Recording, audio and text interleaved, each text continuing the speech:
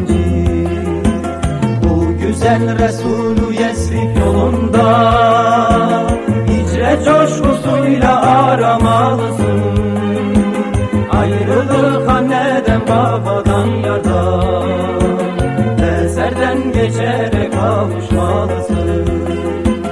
Bu güzel Resulü Yesrib yolunda hicret coşkusuyla aramalısın.